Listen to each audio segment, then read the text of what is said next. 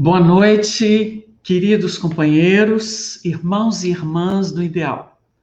Mais uma vez, mais uma terça-feira para discutirmos as bases doutrinárias. E a gente hoje tem um motivo muito especial para estudar doutrina espírita.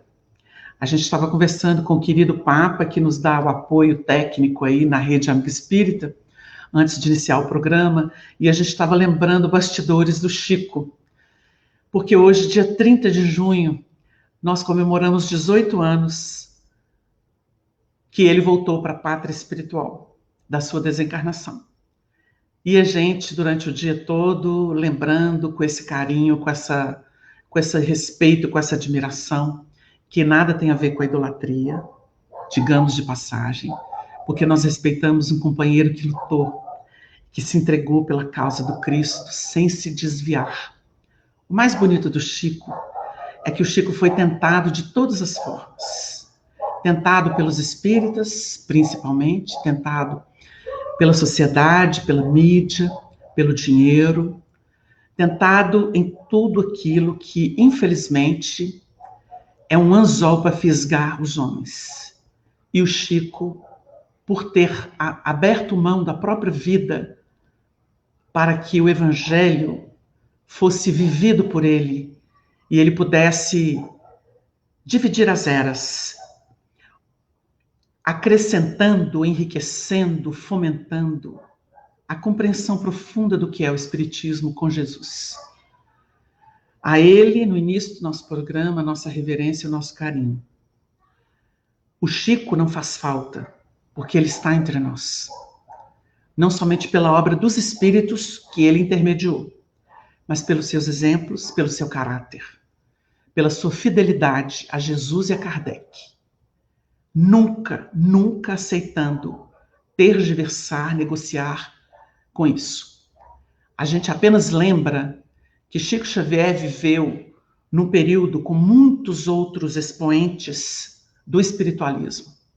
Nós poderíamos citar aí o próprio Alziro Zaru, da LBV, nós podemos citar o médium Hercílio Mais e a obra de Ramatiz, que vieram na paralela do espiritismo, mas não é espírita, embora tenha coisas que possam ser aproveitadas com certeza, como é o caso também de Pietro Baldi, que visitou Chico. E o Chico nunca, em nenhum momento, desviou-se dos trilhos doutrinários do espiritismo, porque o Chico sabia que sem Kardec é bagunça, que sem Kardec é presunção, que sem Kardec é espiritualismo vago, sem fundamentação científica, embora o espiritualismo seja muito importante na fecundação das ideias, dos corações, preparando-os para o período da síntese, que seria o espiritismo, com seu cunho de universalidade. O ensino é dado por todos os espíritos, por médios diferentes, no mesmo sentido. Se nós entendermos que o Chico caminhou por esse trilho de segurança, sob a tutela batuta de Emmanuel, que era o equilíbrio racional, lógico e sensato dele, nós vamos entender a grande obra de vida e de psicografia e de mediunidade que o Chico nos deixou. Então, a nossa reverência ao grande trabalhador do Evangelho. Que Deus abençoe o nosso irmão nos cimos resplandecentes que ele fez por merecer. Que ele receba o nosso carinho através do nosso programa, da Rede Amiga Espírita, compartilhada com esses corações que estão conosco aí estudando. Nós, na semana passada, tivemos um probleminha com a internet. E nós tivemos que fracionar o programa, porque a voz não chegava, a imagem não chegava.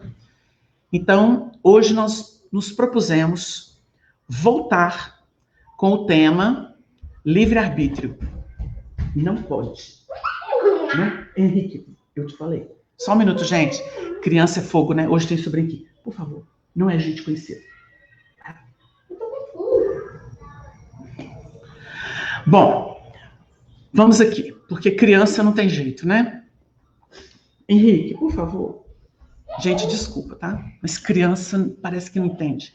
É o filho do Márcio, que é o nosso presidente aqui. Então, ele está aqui hoje, e aí queria dar as carentes. Mas vamos lá. Nós trabalhamos livre-arbítrio como sendo a liberdade que a pessoa tem quando ela encarna. E essa liberdade, ela é relativa. Ela, muitas vezes, vai se manifestar por questões bem rudimentares, como, por exemplo, vontade do corpo, dentro de uma instintividade. E nós pensamos, para entender isso, algumas questões do Livro dos Espíritos, até a projeção disso para os espíritos mais iluminados, porque esses espíritos iluminados, eles, por terem muita experiência e terem feito a síntese de suas experiências, eles se tornam superiores. E os espíritos superiores, eles não, de forma nenhuma, têm limitação no seu saber, no seu sentir e no seu caminho, que é o caminho que eles escolhem. E é preciso que a gente entenda que o livre-arbítrio chancela a universalidade dos caracteres. Porque você vai falar assim, será que todo anjo tem a mesma expressão? Será que todo anjo pensa e sente igual? Olha, a analogia, segundo os espíritos dizem, analogia de pensamento, de sentimento, o que aproxima as almas, os espíritos. As almas enquanto necessitadas de encarnar de novo. E os espíritos quando libertos. Mas cada um é um. Cada um é um. Não existe cópia no universo. O Emmanuel escreveu através do Chico assim, Deus não dá cópia. E não dá cópia. Então é preciso que a gente compreenda isso e a gente possa avançar no entendimento da questão.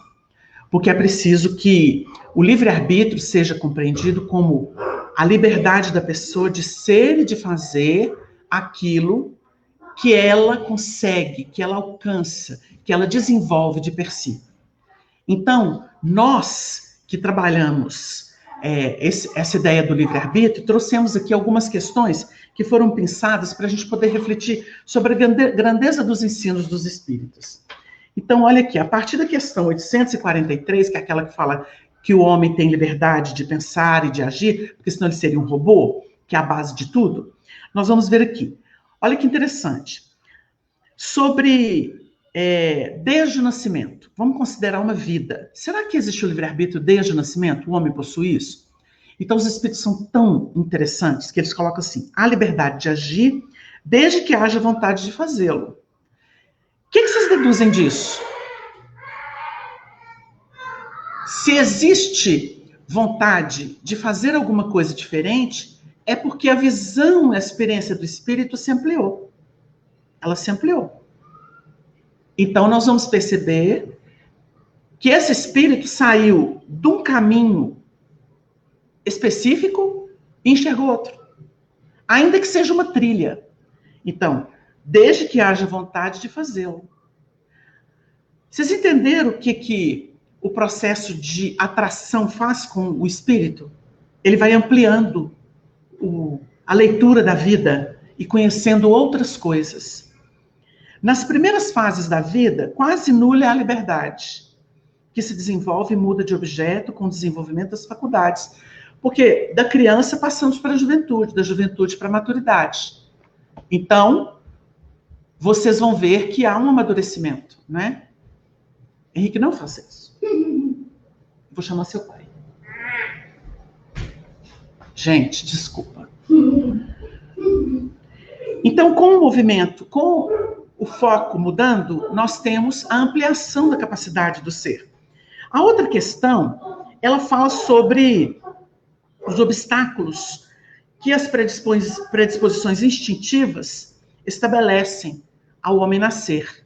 Porque isso foi cogitação do passado e também do presente, para muita gente, para muitos teólogos, filósofos, né?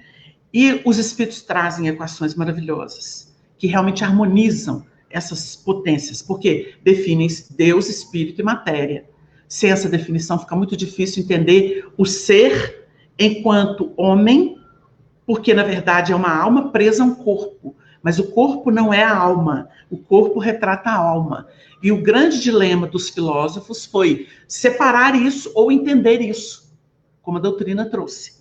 Então, é uma discussão ou um aprofundamento filosófico inteligentíssimo e harmônico, porque ele equaciona os dramas evolutivos, ou próprios da existência ou das existências sucessivas.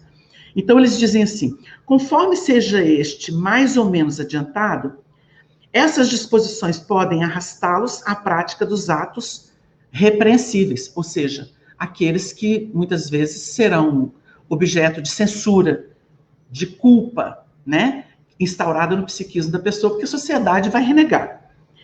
Então, elas podem se arrastar para isso, no que será secundado pelos espíritos que simpatizam com essas disposições. Aí vocês viram que a gente nunca está só? Por que a gente nunca está só? Porque a evolução, ela é um processo, desde o princípio inteligente, em que a gente caminha com grupos. Grupos. A gente vem com grupos. E a gente vai afinizando-se com esses grupos. Esses grupos podem representar milhões de pessoas. Como o Emmanuel disse, numa resposta que ele deu, no livro, ou na explicação que ele deu no livro Pensamento e Vida, quando ele vai trabalhar obsessão. Ele vai dizer assim: são forças inferiores que se retratam entre si. Desse modo, milhões de seres nos retratam e retratamos milhões de seres. Por quê? Porque se eu sou criminoso, eu opto pelo crime, que é um vício, que é uma fuga, uma compensação às avessas, por eu não me sentir bem ou por eu não estar satisfeito com alguma coisa, é sempre um motivo, é sempre uma insatisfação que leva a pessoa ao crime.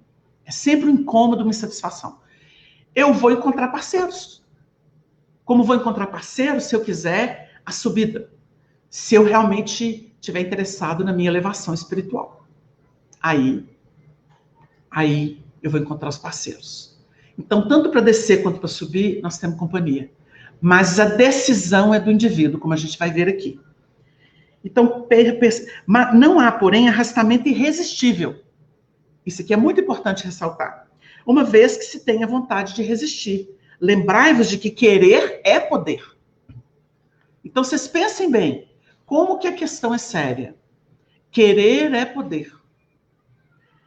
Nós movimentamos muito pouco esse arbítrio, porque a gente geralmente justifica o livre-arbítrio para ir para o arrastamento, que já é um vício ancestral.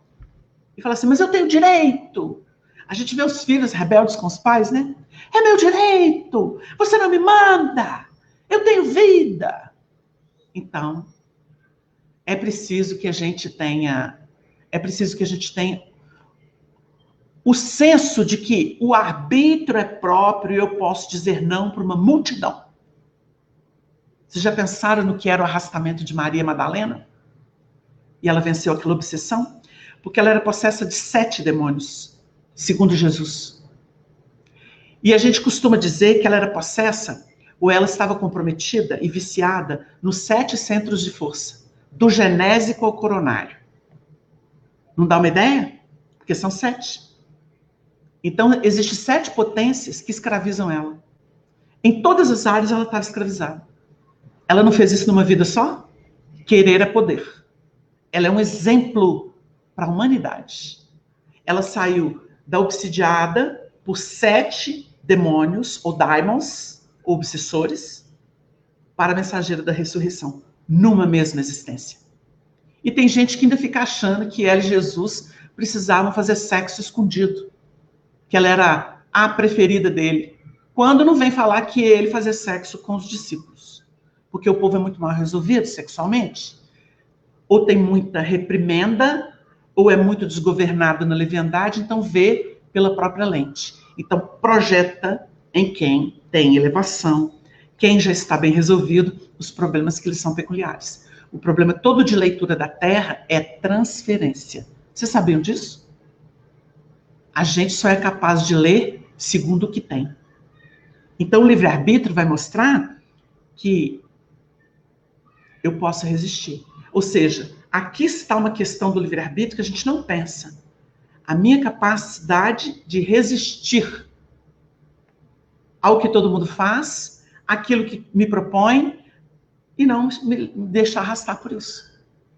Isso é meu livre-arbítrio, positivado no bem a meu favor. E em favor de quem me observa. Porque a gente vai sugerir para as pessoas. Uai, ele conseguiu. Eu não falei da Maria de Magdala aqui? Ela conseguiu. Porque a gente não é pior do que ela. Será que a gente está numa posição como a dela? Será que eu tenho um palácio, escravos? Eu sou uma mulher com homens aos meus pés, os mais poderosos? Eu tenho tudo na vida. E aí? Ela abriu mão de tudo isso para seguir um carpinteiro. É um amor. E a gente nem duvida, e a gente já disse isso em palestra, a gente nem duvida que, em primeira instância, ela tenha ficado magnetizada por ele. Magnetizada. Que homem dos meus sonhos. Porque um ser divino, a gente vai ler com o que tem. Então, em primeira instância, sim, ela pode ter se apaixonado por ele e começou a seguir. Mas quando ela viu o alcance dele, a vibração dele, ela entendeu o que era amor puro. E foi por isso que ela se imolou. Por que ela se tornou uma leprosa? Porque ela amou. Porque quem ama se imola. Quem não ama, briga, exige, quer dominar, quer escravizar, para depois jogar fora. Não é isso? Então, há uma diferença substancial na história de Maria de Magdala, que a gente precisa entender. Então, nós vamos aqui, olha que interessante. O instrumento não dá a faculdade, porque ele vai falar sobre a influência da matéria, que pode embaraçar as manifestações do ser encarnado, né? Ela pode obstruir, atrapalhar o livre-arbítrio? Aí os espíritos respondem, e eu pensei isso aqui, o instrumento não dá a faculdade. Cumpre-se distinguir as faculdades morais das intelectuais. É preciso entender que uma coisa é pensar como mundo, outra coisa é sentir com elevação. Uma coisa é moral no sentimento, outra coisa é raciocinar. Então eu posso, por exemplo, ler muitos livros, até negativos, como os que pregam o existencialismo, o pragmatismo, a vida utilitária, e eles vão chegar à conclusão de que a vida, se você não tirar proveito dela, ela não vale a pena. Por isso que você precisa, muitas vezes, lançar mão de instrumentos. Muita gente justifica a guerra. A guerra é justificável para países que querem dominar. Não é isso? Eu estava assistindo outro dia um seriado, um documentário, na verdade, e era uma relação da América, população da América, quando da Guerra do Vietnã. Então, uma das figuras artísticas de lá falou assim, eu sou contra essa guerra, mas já que o país entrou, nós vamos fazer corpo para apoiar e defender nosso país. Vocês entenderam o que é o raciocínio pragmático? Ele é assim.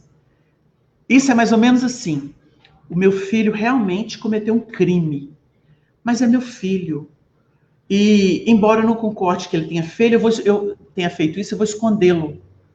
Eu vou camuflar ele aqui, porque eu não quero que ele responda penalmente por isso. É a mesma coisa. Deu para entender? Livre-arbítrio. Ou seja, justifica-se? Depende da evolução do espírito. Porque o espírito embrutecido, ele realmente não se importa. Porque o que ele faz é lei. Agora, elevou-se, é o que a gente vai ver mais à frente aqui. Então, olha, semelhante ao bruto, e ainda pior do que este, se torna aquele que nulifica o seu pensamento para só se ocupar com a matéria, ou com o interesse pessoal, né? Imediato. Pois que não cuida mais de se premunir contra o mal. Nisto é que incorre em falta, porquanto assim procede por vontade sua. Então, vocês notem, quando uma pessoa tem uma lucidez, uma luz intelectual, qual que é o dever dela? Ela conheceu alguma coisa que funciona por princípio de vida, por lei da vida. E se ela não atende? Ela não se ocupou com aquilo e se ocupou com a matéria, ou seja, com o prazer imediatista. Ela responde ou não por isso? Claro que sim. Assim procede por vontade sua. Então há uma deliberação. Olha a sutileza do livre-arbítrio. Por isso que o Honório falava assim, olha, gente, o Honório Abreu estudava aqui em Belo Horizonte, e ele falava assim nos estudos dele, o problema hoje, gente, com a doutrina espírita, que nos orienta, que trouxe tanta revelação, desdobrou tantos assuntos do Evangelho para nós, com tanta clareza, com tanta fundamentação, o problema hoje não é mais separar o bem do mal, é separar o melhor do menos bom. Nós conseguimos fazer isso? Separar o melhor do menos bom. Então é preciso que a gente pense. Sobre a aberração das faculdades, tira ao homem o livre-arbítrio? Porque vocês veem casos em que as faculdades, por exemplo, um psicopata, hoje está provado por exames de pósitrons que analisam a estrutura cerebral, que o psicopata não tem um cérebro normal. Ele hoje é diagnosticado por exames. Então a gente sabe que um psicopata, dentro das enfermidades psicóticas, ele pode ser diagnosticado. O cérebro dele tem alterações. É uma aberração. E existem outras, síndrome de Down, por exemplo, idiotia. Existem limitações, né? Então, olha o que os espíritos dizem. O livre-arbítrio existe nisso, né? A questão é essa. A aberração do seu tira o homem o livre-arbítrio? Olha que interessante os espíritos mostrando a consequência de escolhas anteriores. Porque tudo tem uma causa. Todo efeito tem uma causa. Já não é senhor do seu pensamento aquele cuja inteligência se ache turbada por uma causa qualquer. E desde então já não tem liberdade. Então vocês têm que dar liberdade para um ser desse? Ou ele tem que realmente ser tratado convenientemente? Não é isso? Essa aberração constitui muitas vezes uma punição para o espírito, que porventura tenha sido noutra existência. Ou seja, ele tem limitadas estruturas cerebrais ou nervosas, ou mesmo de apresentação física geral. Tenha sido nossa existência fútil e orgulhoso, ou tenha feito mau uso de suas faculdades. Vocês viram que eles citam o fútil e o orgulhoso como alguém que é punido numa próxima vida? Sabe por quê? Vocês sabiam que a futilidade, ela desorganiza os centros inteligentes do perispírito? Ela bestializa a pessoa. Ela bestializa. Eu não sei se vocês já perceberam como que as pessoas que vivem só para as futilidades, elas se tornam verdadeiros objetos de exposição. Por isso que a gente tem que tomar cuidado com essa tendência de cultuar o corpo acima de tudo. Não que não tenha que cuidar. A gente merece ficar melhorzinho, bonitinho, mas tudo tem uma medida. O discernimento diz que tudo tem um limite. No mundo material, tudo tem um limite. Tudo tem um limite. Então, você vai ver a bestialização. Por causa do condicionamento mental, que a pessoa só se ocupa disso. Vocês já viram essas meninas que desencarnam porque elas não conseguem comer, porque elas se veem gordas? Pois é, isso tudo é processo obsessivo. É monoideia. Então, essa coisa que persegue as pessoas são as manias que se tornam focos obsidentes e essas pessoas se consomem. A pessoa que suicida, o problema dela ficou tão gigantesco, embora ele seja pequenininho, que ela se sente esmagar e ela não vê a saída mais. E assim com um monte de situações. Por isso que a gente tem que não concentrar. Se é mal, não concentre. Só passe por ele. O bem, sim. Quanto mais você concentra nele, mais ele te torna virtuoso. Porque o bem é verdade. O mal é mentira. Se você acredita na mentira, você se torna mentira. Aí você se falsifica. E a gente está vivendo uma época de fake news, né? Todo mundo adora notícia falsa, divulga notícia falsa. O falso virou verdadeiro. E a gente vê isso até no movimento espírita. Muita revelação falsa, muito falso profeta. Jesus não falou isso à toa, não, gente. A gente não falou. Jesus não falou. Então é preciso que a gente entenda que o fútil orgulhoso, né, ele volta idiota, ele volta com anomalias. Ou que tenha feito mau uso de suas faculdades. Pode esse espírito, em tal caso, renascer no corpo de um idiota. Como déspota, não tem ditador por aí? Insensível, desumano, cruel, que adora matar, que adora escravizar, adora estuprar, adora diminuir em aspecto físico e moral? São esses aqui, ó. É o Livro dos Espíritos que está falando, tá? O déspota no de um escravo. Deu uma ideia? Como é que ele volta? Pois é. Na condição de um escravo. Vai saber onde, hein? Em que condição, né? Depende do que ele fez. E o mal rico no de um mendigo. A gente vê esses mendigos na estrada, né? Muitas vezes assim, bravos, né? Uma vez um companheiro nosso em viagem conosco parou para ajudar, minha filha, levou tanta pedrada, quase que quebra o carro todo, porque foi tentar ajudar. Então, assim, eles vêm dentro de uma revolta, ou vêm completamente alienados, né? Realmente é objeto de comiseração, né? Mas dá o que pensar. Muitos são filósofos do nada, né? A gente costuma dizer, até por informação espiritual, que muitos filosofam no vazio, porque pregaram doutrinas vazias, induziram muitas pessoas ao nada. Então você fica pensando nesses autores do nada, né? Esses existencialistas que negam tudo. Meu Deus, isso é sério. O espírito, porém, sofre por efeito desse constrangimento, de que tem perfeita consciência. Está aí a ação da matéria. Ou seja, ele destrambelhou centros de força, reencarna e o corpo já não corresponde mais àquilo que ele tinha, a liberdade. Então ele é um escravo do corpo. Então você vai ver pessoas em que o direito de ir e vir foi tolhido. Vocês lembram daquele texto do Evangelho que diz assim, festim de bodas, a parábola do festim de bodas, assim, atai-o de mãos e pés. O que é isso? Expiação. É o retrato da expiação. Tirou o movimento da pessoa e lançai-o nas trevas exteriores. Situações difíceis, porque é trevas exteriores, pesadas, que vão vir sobre ele, sem que ele tenha pedido ou queira, e que vão tomar. Ali haverá pranto e ranger de dentes. Qual que é o objetivo? Sensibilizá-lo. Por isso, pranto e ranger de dentes. Ele tem que sentir na pele o que ele fez com os outros, porque senão ele não aprende. A teoria, ela é importante como síntese, como proposição sintética de processos vivenciais.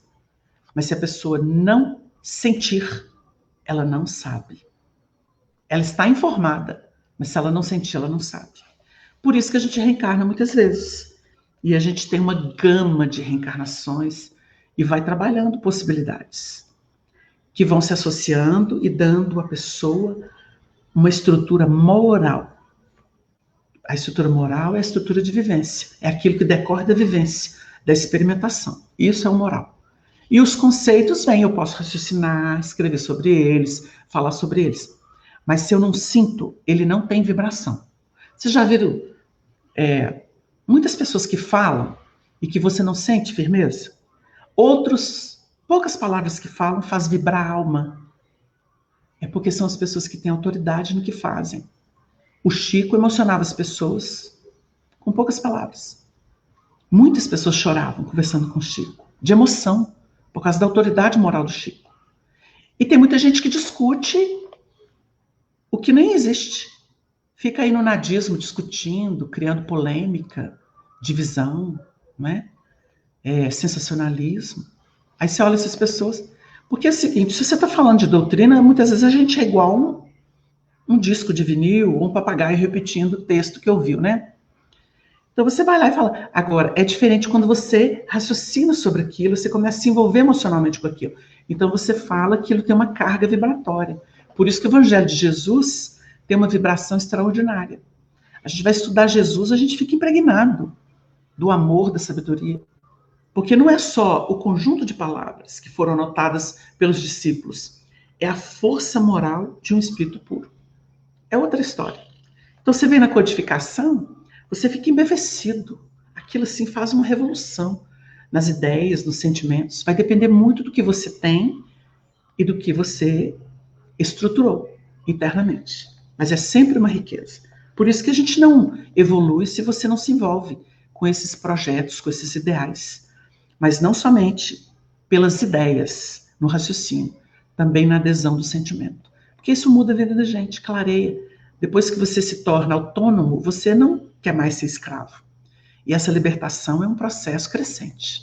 Quanto mais consciência desses valores, mais a gente tem aí o propósito de emanar vibrações que consolam e fortalecem as pessoas, né?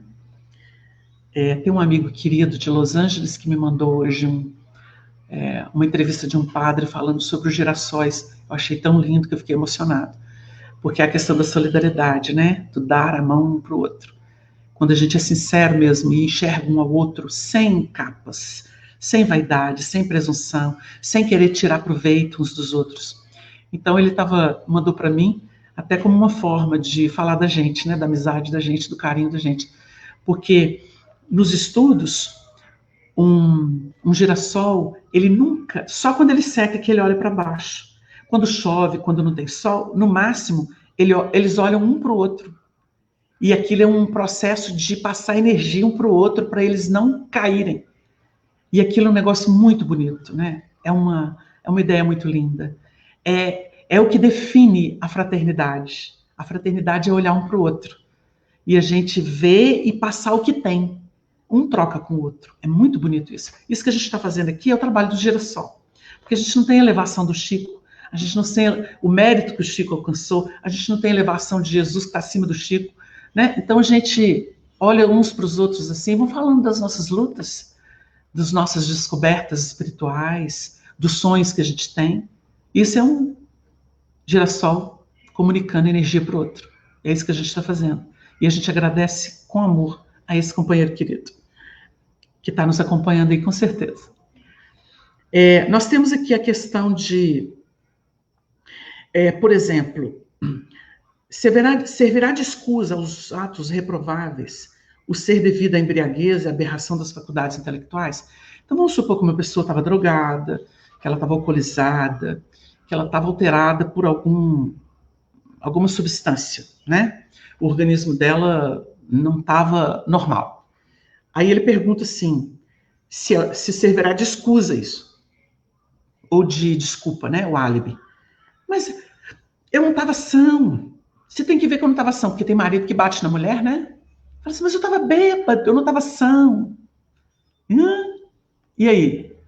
O filho, hoje em dia o drogadito, né? Chega, quebra a casa inteira, às vezes até bate na mãe e pai. Aí ele fala assim, mas eu não estava são, eu te amo. No outro dia, né? E aí? E os que mataram? Matei por amor, eu bebi, eu não estava bem, aí eu matei por amor. Dá para rir, né? Aí os espíritos respondem assim, não. Porque foi voluntariamente que o ébrio, ou qualquer um desses casos de alteração de droga, né? Se privou da sua razão para satisfazer as paixões brutais. Em vez de uma falta, comete duas. Vocês já entenderam como é que é o karma deles? É duplo. Porque teve escolha. Eu sei que eu não fico bem quando eu bebo, por que eu faço isso? Ah, mas vou fazer, dane-se. Mata a mulher. Ou mata o marido. Também acontece, né? É mais raro, mas acontece. Então é preciso que a gente reflita sobre o livre-arbítrio, que é algo muito sério.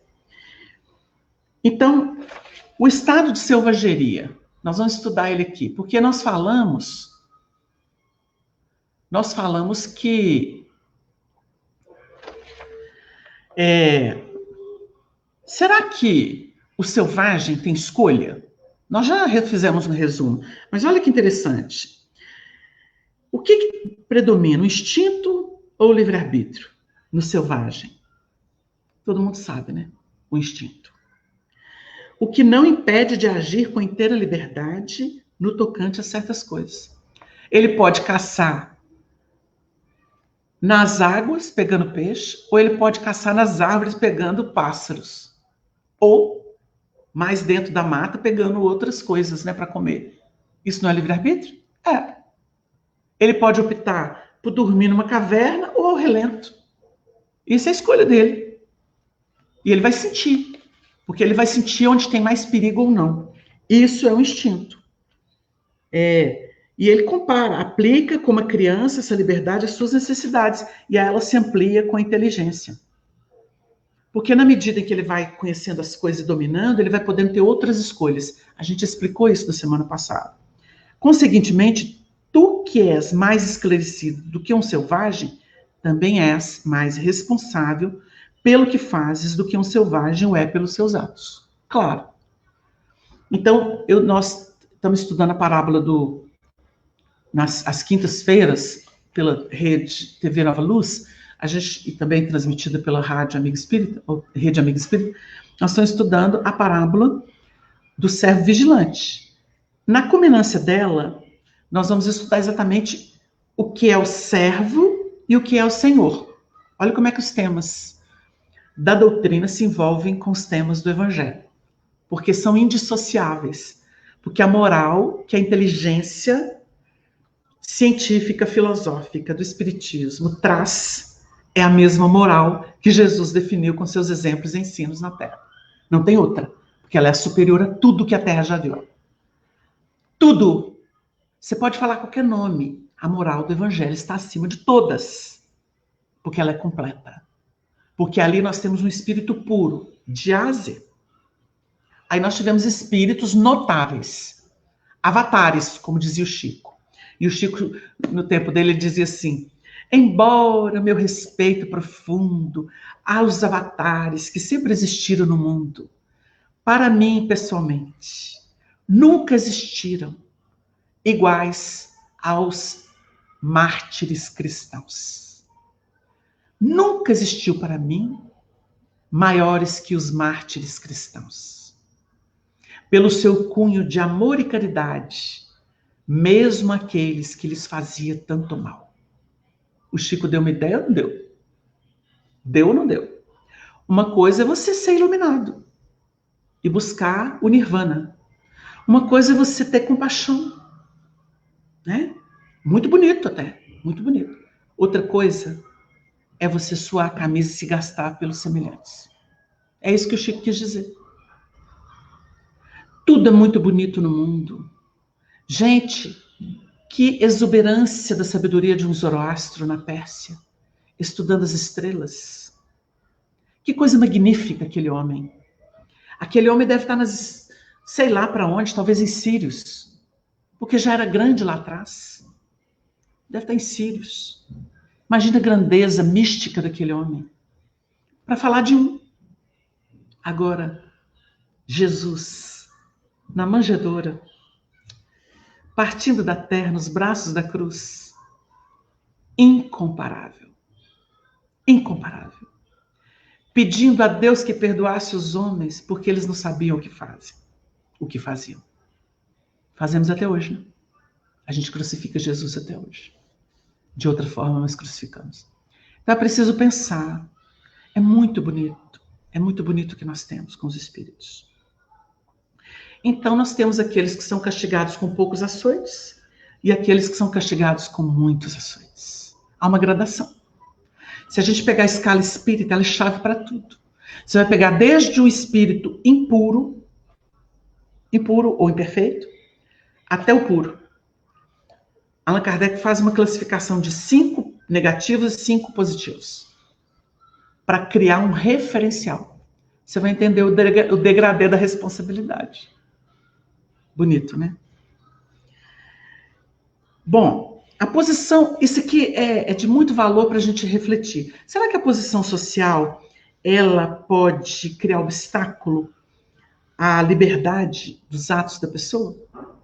Nós não vemos aí, na sociedade, uma série de condições, porque a gente tem regras, né, sociais.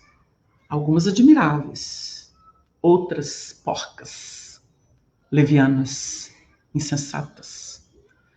Quem criou as castas? Vocês já pensaram na história do povo hindu?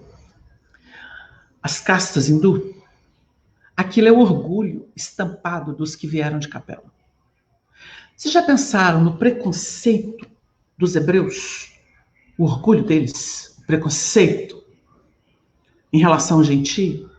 O que o Paulo penou para se tornar o apóstolo da gentilidade? Ele teve que se destruir. Aí eu lembro do André Luiz, no Evolução em 2 Mundos, que ele fala assim, o ego é estilhaçado. Tem que estilhaçar o ego. Como é que o ego é estilhaçado? Debaixo de muita pancada. No Paulo Estevam a gente sabe o que foram as dores inomináveis, os sofrimentos e as tormentas que o Saulo sofreu para se tornar o Paulo. E a gente fica achando que conquistar a evolução é uma coisinha assim. Leu meia dúzia de livro, começa a dar pitaco. Esse André Luiz não é cientista nada, esse Chico não tá com nada, é um padreco, ele te recebia um padreco que é o Emmanuel. O povinho que não vale nada, que não respeita a altura moral de ninguém. É muita presunção, é muita sapiência da terra. Por isso que Jesus falou assim, graças te dou, meu Pai, por teres revelado essas coisas aos simples e aos humildes, não aos doutos e sábios. Olha, o Rabi Hanan viu um Galileu bonito. Ele distinguiu. A vibração de Jesus não é qualquer coisa. Sentado assim, no pórtico do templo. O Rabi Hanan, que era o Anás, é o nome grego do Anás, para quem não sabe. E o Anás era o sogro do Caifás, que era o sumo sacerdote que superentendeu a crucificação de Jesus. Inclusive, cutucando o povo, para o povo querer Jesus ao invés de Barrabás. Foi ele. Vou chamar seu pai. Então, esse Anás, que era o Rabi Hanan, ele olha para o Galileu e fala assim, que fazes na cidade, Galileu? E Jesus vai responder com aquela simplicidade. Estou implantando o reino de Deus na terra. Aí o homem se toma de pavor, né? Porque ele era a autoridade, ele era o grandão. Aí vai rir de Jesus. Uma das coisas que ele pergunta e fala assim, eu acho tão bonita essa parte, ele fala assim, conheces porventura Roma ou Atenas? É como se ele falasse hoje assim, você conhece Nova York ou Londres? Mais ou menos isso, né, gente? Você conhece Nova York ou Londres? Aí Jesus responde assim, conheço o amor e a verdade. Ô, gente, que coisa. Esse diálogo mostra o que é conveniência hoje. Para a gente poder entrar nessa questão, o que é conveniência? Será que a gente realmente se detém por preconceito? Será que a gente entendeu que não é cor de pele, não é condição social, não é título acadêmico? Ai, não é a forma de se vestir ou de comer, ou quem a gente elegeu para estar do nosso lado, como a gente usa a nossa sexualidade. Será que a gente não entendeu até hoje que não é isso? Será que até hoje essas conveniências vão escravizar as pessoas? Prestem atenção. A posição social não constitui, às vezes, para o homem obstáculo à inteira liberdade de seus atos? É fora de dúvida que o mundo tem suas exigências. Quem que estabeleceu essas exigências? Foi Deus? Quem deu autoridade para um sacerdote no passado, para um pastor, desde a reforma luterana, ou para um espírita, para dizer de 3 religiões que nós conhecemos aqui no Brasil fartamente, de decidir o que a pessoa tem que vestir, o que ela tem que comer, como ela tem que se portar, como ela tem que usar o sexo dela, etc. Quem deu autoridade? Quem deu? Vocês já se perguntaram isso? Por que é que a gente fala assim, isso está certo, aquilo não está certo? É óbvio que todo processo de exacerbação, de vício, é lamentável. Mas e se a pessoa quer? Sabe o que a droga está provando para muitos pais e mães, para muitas famílias? Que não adianta eles terem preconceito e não quererem. Se o filho quiser se destruir pela droga, ele vai até as últimas raízes da loucura. E eles vão ter que entender. E muitas vezes ter que sepultar o filho, chorando. Muitas vezes você pensa assim, por que a Terra passa por essas expiações? Por causa da sua hipocrisia. São provas múltiplas para a sociedade. E a gente continua teimando em não enxergar e não desenvolver o sentido humanitário. Porque tudo tem solução. Se tiver amor. Se não tiver, é destruição mesmo. Isso a gente pode escrever, isso é uma lei. Ou você vai até as raias da destruição para sentir e se renovar, sentir essa dor e se renovar, ou você ama e se libera de tudo isso. Tem dois caminhos genéricos. A pessoa escolhe. Deus é justo e tudo leva em conta. Não tem mulher que foi obrigada a fazer aborto? Porque às vezes o marido, o namorado, ou seja quem for, o pai, obrigou? Quem é a mulher para gritar e falar não? Muitas vezes é uma donzela. Por isso que não cabe julgamento. Cada caso é um caso. Muita gente. Não tem suicida que fez isso empurrado pelas pessoas que mais amava? A pessoa perde, eclipsa a razão de tanta decepção, de tanta amargura. E a pessoa, por que você não se mata? É menos um aqui na Terra? É menos um para encher a paciência? Vocês duvidam que existe isso? Mais do que vocês pensam. Então é preciso que vocês pensem o seguinte. Nós, em nome de verniz social, de educação social, de preconceito social, de religião do mundo, nós já destruímos muitas pessoas. Muitas. Eu já vi um monte de espírita destruir pessoas. Médios, trabalhadores, expositores. Já vi muita gente destruir. Em nome de poder, em nome de vaidade, em nome de presunção, em nome de loucura personalista. Vi muitos.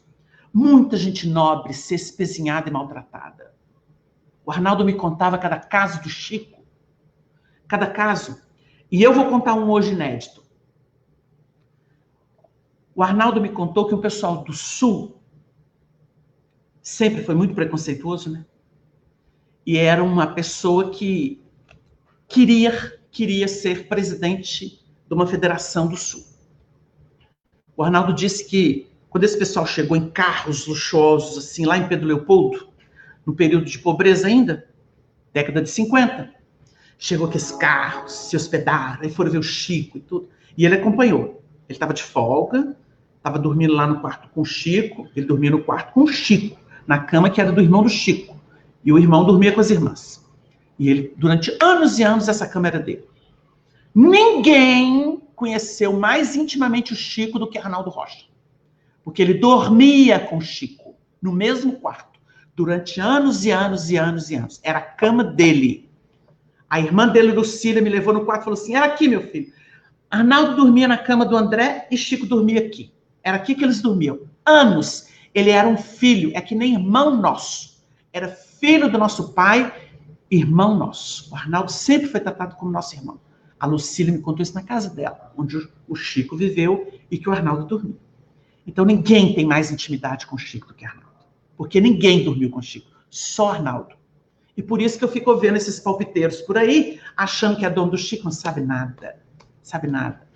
Porque um amigo culto, estudioso, discreto, honesto, do fio de bigode, igual Arnaldo, leal, é muito difícil. Muito difícil. E o Chico sabia da lealdade dele.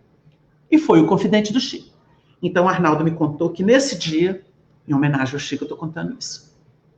Porque todo mundo sabe da natureza feminina do Chico. Isso era notório. Basta ver o pinga-fogo. Como ele era, feminino. Nos seus gestos, no seu jeito de falar, nas suas risadas. Então, Arnaldo disse que esse camarada queria uma orientação de Emmanuel, afirmando que ele deveria ser o presidente. Só que o Emmanuel nunca fez isso. O Emmanuel é ético. Ele não ia fazer isso. Disputa de poder no movimento espírita.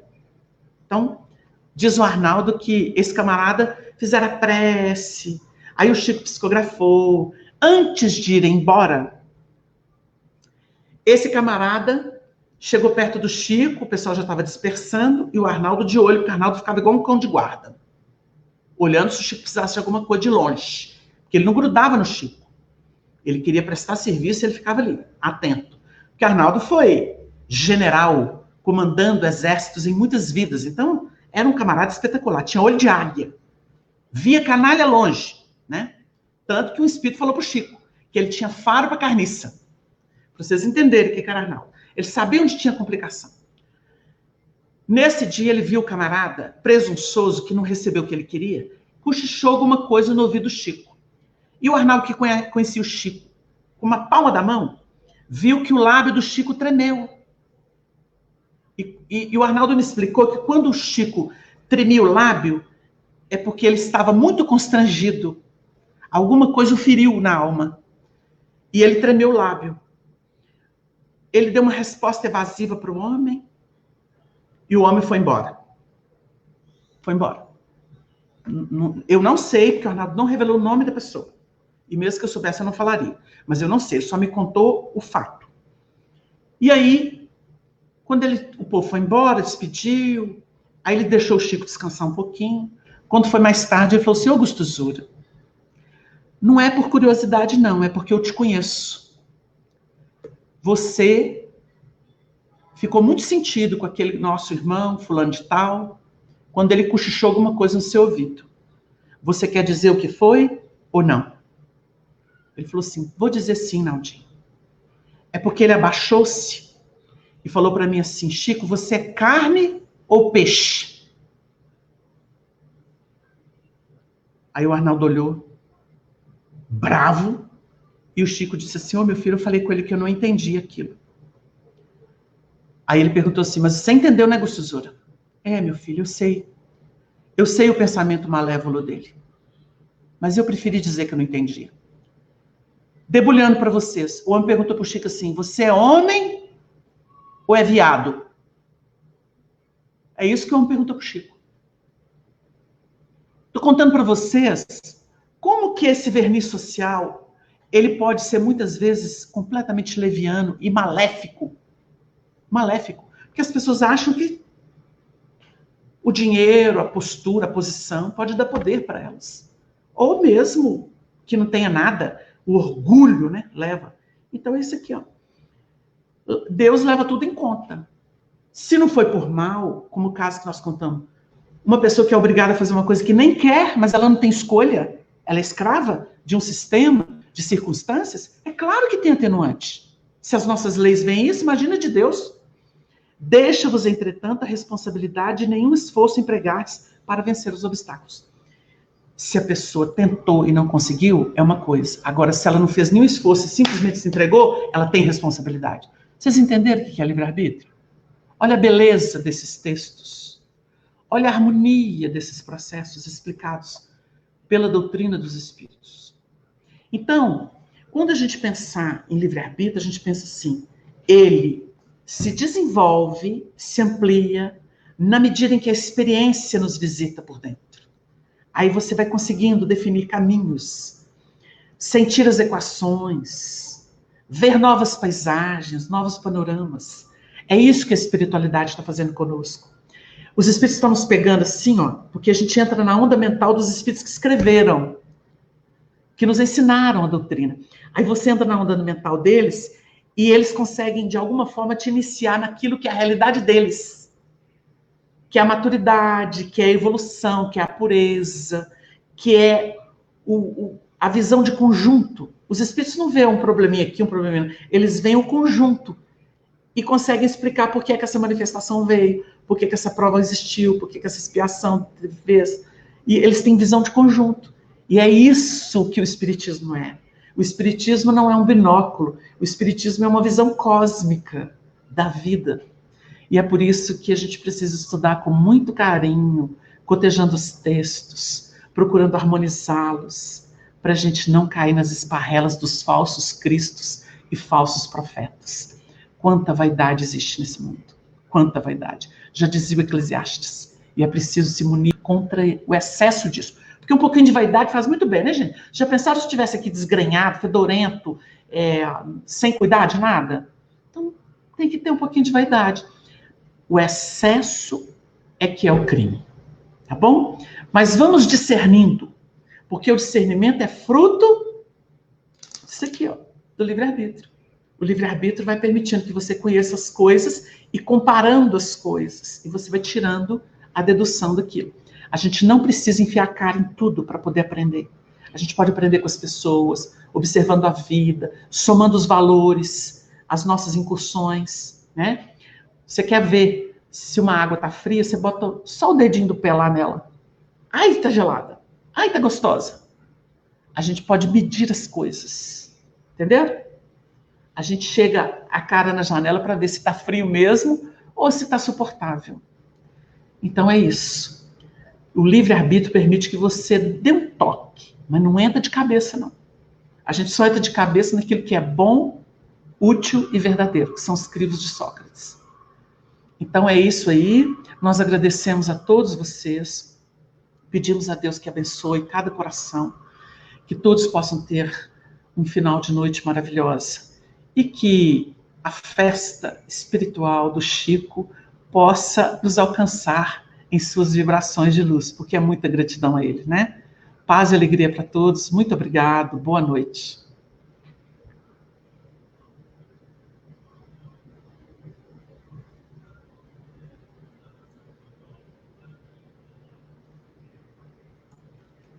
Um milhão de amigos é o que a Rede Amigo Espírita deseja conquistar em seu canal no YouTube. E você, amigo espírita, pode ajudar. Convide 5 amigos para se inscreverem em nosso canal e ligarem o sino de alerta. Além de atingir a meta de 1 milhão de amigos, todos serão sempre avisados de novos vídeos e transmissões ao vivo no YouTube. Acesse agora raitv.com.br. Rede Amigo Espírita, divulgando, instruindo e unificando.